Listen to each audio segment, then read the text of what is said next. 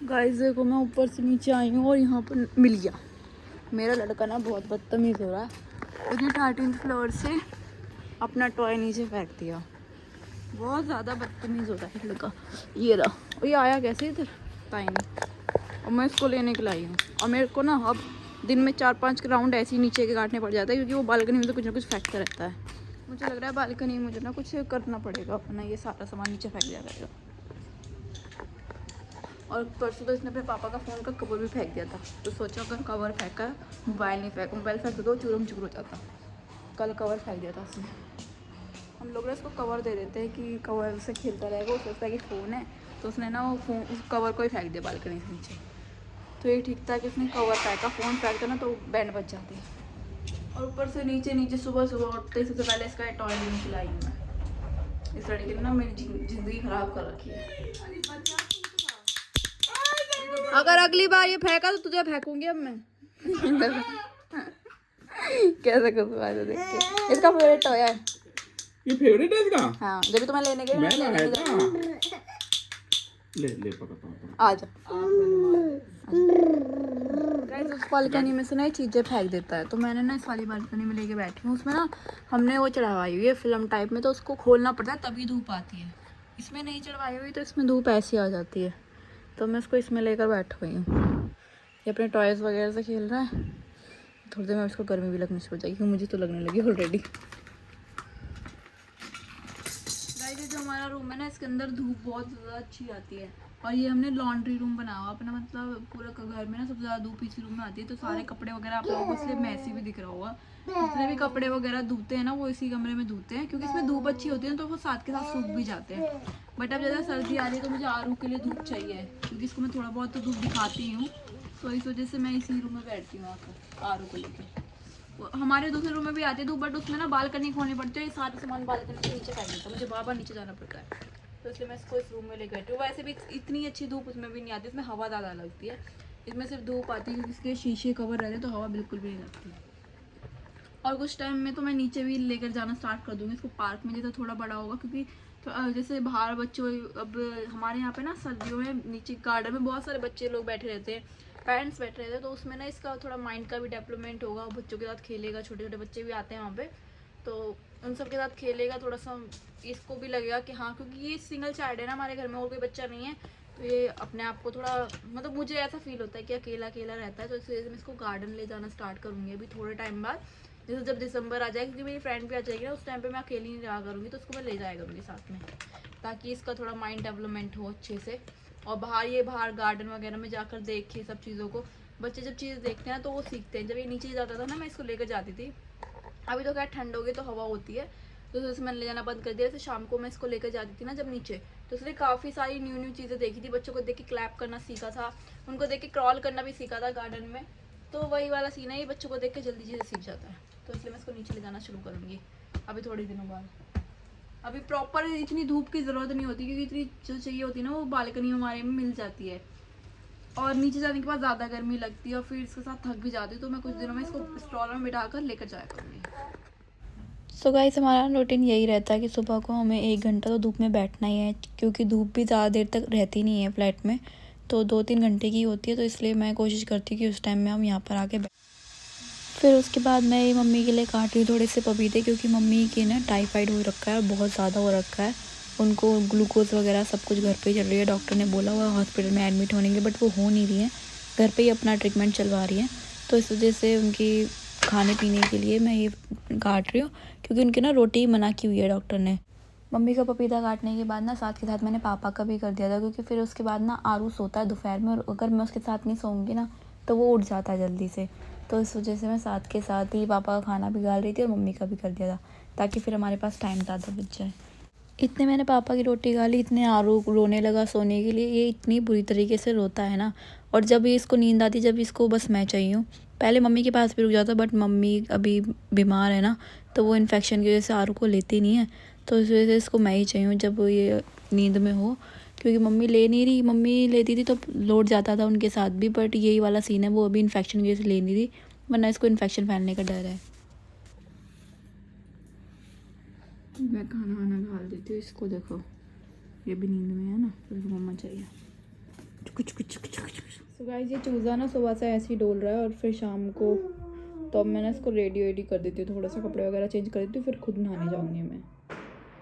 और ये कबाड़ी नहाकर रेडी हो गया देख लो, और इस कबाड़ी को मैंने कर दिया है रेडी। कुचू कुचू कुचू कुचू कुचू कुचू गुस्सा करेगा।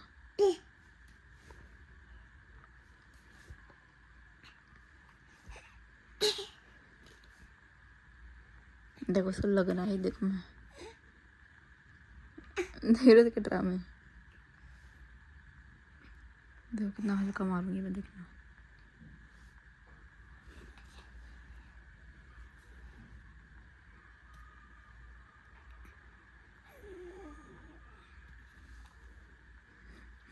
ये मेरी लड़का ना बहुत नौटंकी करती है, ये मेरी बेटी बहुत नौटंकी है, ये बहुत नौटंकी है।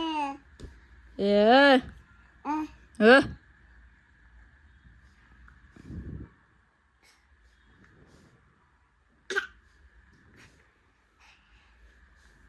और ज़्यादा ऐसे करूँगी तो ये रोने भी लगेगा।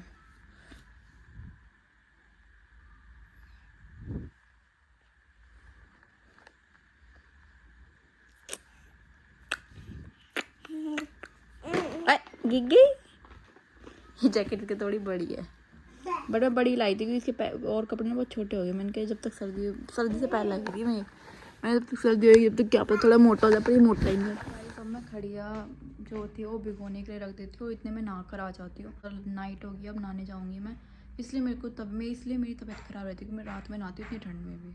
गाइस लड़के को मैंने 2 मिनट के लिए अकेला छोड़ा था और अभी इसको कपड़े भी चेंज कर दिए, सारे कपड़े गंदे कर लिए और उसके फेस की हालत देखो, वही देखो सारे कपड़े गंदे कर लिए। उसके कपड़े वॉश करने पड़े, चेंज करने पड़ेंगे मुझे। क्या है ये मोरू मोरू हप। सो गाइस मैं जा रही हूँ देव जो उठने के लिए बनाए जाते हैं ना पैर, वो बनाने के लिए। ये रही हमारी खड़िया, मैंने भिगो रखी थी बहुत देर से, अब फूल भी गए तो मैं जल्दी से जाकर बना देती हूँ। और मैं आरू को दिखाती हूँ, मुझे ऐसे फॉलो कर रहा है ना पीछे पीछे चोरों की तरह। अब गोदी ले लूँ, हैं चल आजा, पाए पाए आजा, चलो चलो पाए पाए। ऐसे लड़के ने ना मेरा सारा काम डबल कर रखा है। मैं एक तो इसको भगती हूँ उसके पीछे पीछे खींचने के लिए, ये उतना ही तेज होता है। आरू इधर आओ। और यहाँ पे ना जीने भी नहीं है तो इस वजह से मैं डर है थोड़ा सा। आजा चल, यार है मम्मा के साथ, मुझे पैर बनाना है। इसने ना मेरे सारे के सारे पैर भी टेढ़े मेढ़े बनवा दिए। मैं इतने बनाती हूँ ना, इतने वॉकर की टक्कर मारता है एकदम से, इधर हो जाता है इधर हो जाता है। देखो मेरे पैर भी टेढ़े मेढ़े बनवा दिए इस लड़की ने ना, ये बहुत बहुत ज़्यादा शैतान है।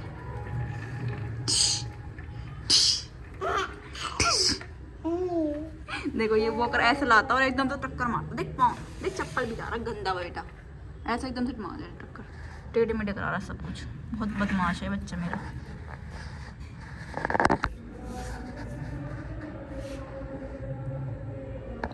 सो गाइस पूजा की सैमी भी बनानी रख दिया मैंने, और पैर वैर जो बनाने थे वो तो बन ही गए हैं। गाइए ना, इधर दिखाइए पापा, दिखाइए मुझे।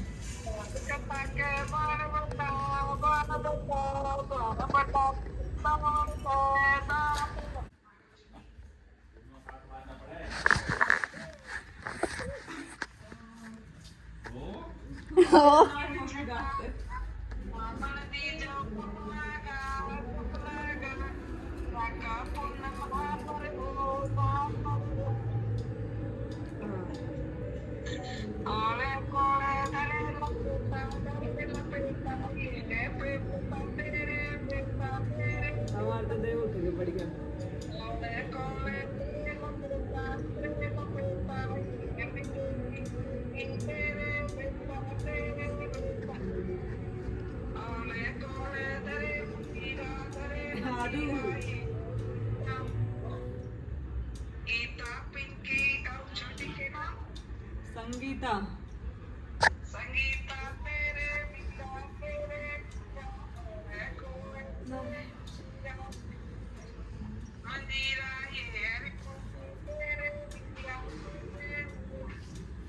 उठो रे मौके थे भूखे उठो देव बैठो देव देव उठेंगे कातक मास टोकरी नहीं कपास जा रे मुझसे गोवल जाके दाव कटा के बाण बटा बोन बटा के खाट बुना के दावण दे के दरी बिछा के लोट लगा के मोटा हो गोरी गाय कपड़ा गाय जाको दूध मापन होय जितनी अंबर तारियो इतनी आ घर गावणियो जितने जंगल सीख सलाई इतनी आ घर बहुवन आई सो गाइस देव उठाने के बाद ना मैं किचन में आ गई थी और मैंने ना आरू के थोड़े से ड्राई फ्रूट्स और ये मखाने के मैं सोची थोड़े से लड्डू बना लेती हूँ, तो मैं ये कर रही हूँ। तो सब मखाने मैंने रोस्ट करके अब इनको पीस रही हूँ। तो गाइस जो मैं ये लड्डू बना रही हूँ ना ये बहुत ही ज़्यादा हेल्दी है और मैं ना ज़्यादा नहीं बना रही क्योंकि ज़्यादा बन जाते हैं ना तो फिर कोई खाता ही नहीं है, वो ऐसे वेस्ट हो जाते हैं।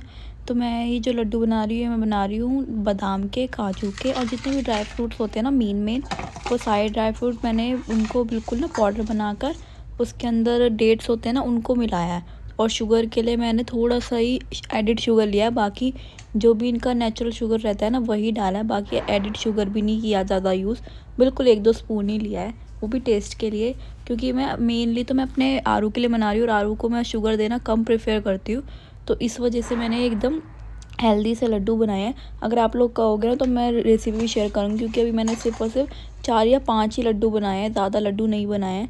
ये मैं बस ट्राई कर रही हूँ कि मैं फ़र्स्ट टाइम बना रही हूँ एक तो, और प्लस आरू भी फर्स्ट टाइम ही ट्राई करेगा, तो इस वजह से कि उसको सूट होते हैं या नहीं होते या वो खाता है या नहीं खाता, तो इस वजह से मैं थोड़े बना रही हूँ। बाकी अगर जब मैं नेक्स्ट टाइम बनाऊँगी ना तो आप लोगों के साथ रेसिपी शेयर करूँगी, अगर आप लोग कमेंट करोगे तो मुझे बता देना। बाकी ये बहुत ज़्यादा हेल्दी है, आप लोग भी ट्राई कर सकते हैं अगर आपके घर में बड़े बुजुर्ग हैं या आप लोग खुद खाना पसंद करते हैं, आपके घर में छोटे बच्चे हैं, सब लोगों के लिए ना सर्दियों में सबसे बेस्ट रहते हैं लड्डू। एक लड्डू दूध के साथ ले लिया ना तो बहुत ही हेल्दी रहता है। ये मैंने छोटे छोटे बनाए हैं क्योंकि मैंने बता रही हूँ आरू के लिए बनाए हैं, तो बहुत ही छोटे छोटे बनाए हैं क्योंकि उसको मैं ज़्यादा क्वान्टिटी में दे भी नहीं सकती। डाला मैंने सिर्फ और सिर्फ ड्राई फ्रूट के ही लड्डू हैं, ड्राई फ्रूट वगैरह डाले हैं ये ना सारे, इनके अंदर और कुछ नहीं है। ये मखाना पाउडर